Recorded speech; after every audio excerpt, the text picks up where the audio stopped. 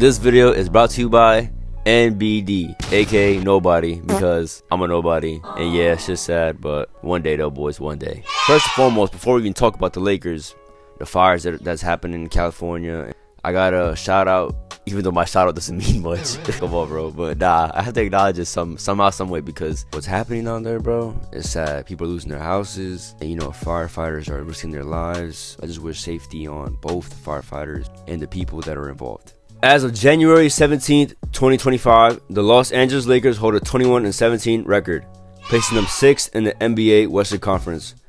Now, that's not bad, but it's also not good. Here's why. The Lakers are averaging 111.7 points per game, ranking 17th in the league.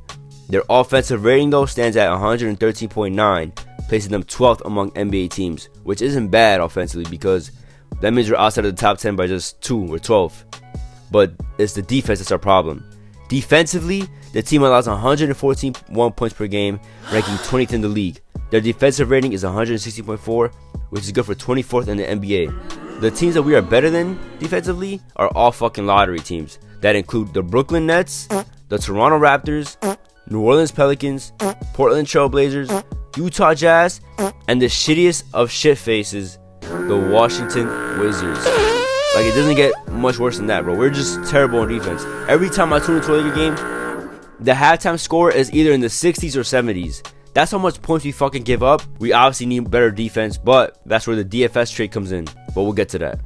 Our key contributions are, of course, our two leaders. Mr. AD himself, he leads the team with an average of 30.7 points per game. Obviously, that's not that accurate because he's missed some time. So that'll probably go down a little bit.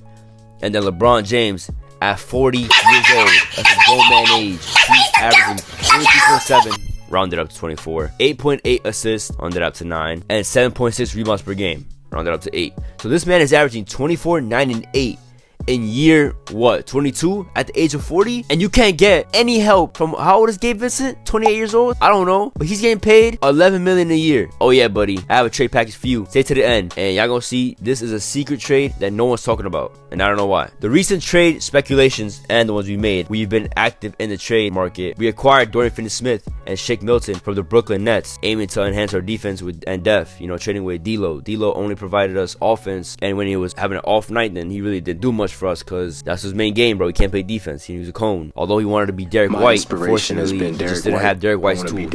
Earlier in the season, there were talks with the Chicago Bulls regarding Zach LaVine, who was averaging 24 points, 4.8 rebounds, and 4.4 assists. However, the trade conversations have died down, and I don't know if I'm happy or sad about that because although Zach is a great scorer, his defense is terrible. So, like, we're already in the fucking 20s of worst defense. We're going to lower that by probably trading... Actually, we actually wouldn't be trading nobody important. What, Gabe Vincent? Come on, bro. Whatever. But that's not who I want anyways.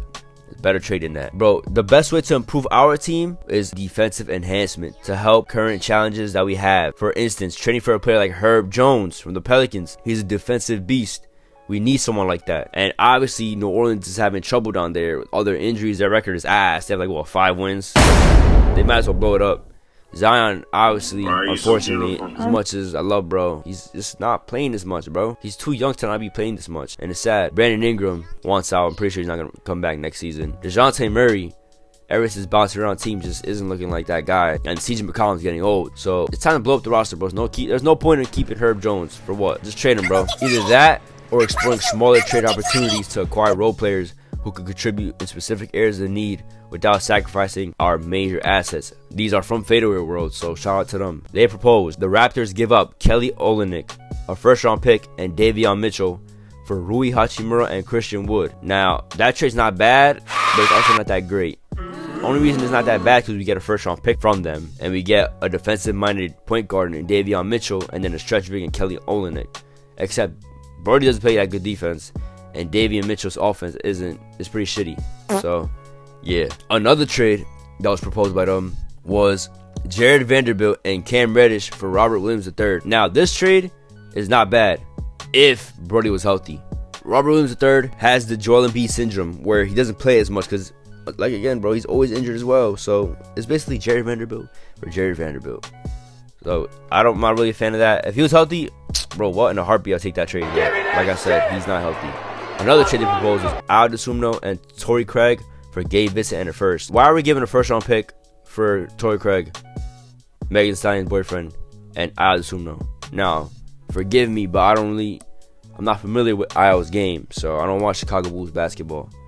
So maybe I could update me in the comments, but maybe I just don't know ball. There's one trade I was talking about earlier, the secret trade. Obviously, I'm delusional, but I put this in the trade machine and it worked. The trade is, so obviously Miami, Jimmy Butler's leaving, right? Miami's going to shit right now.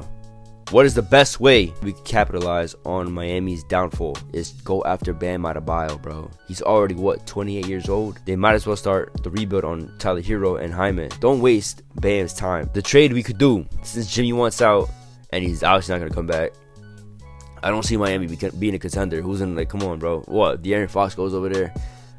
He's not better than Jimmy. I don't think so, at least. Maybe I'm wrong. But Jimmy, when he's on point and wants to win, he's a top 10 player in the NBA. Like, let's be for real here. Defensively and offensively, come on. The trade that we can do is Rui Hachimura, Gabe Vincent, Jalen Hood-Schifino, along with first and second rounders, as many as you fucking want, to get us Bam Adebayo. We've seen what they can do on Team USA. That defensive front court is going to be the best defensive front court in the NBA. No one is touching them.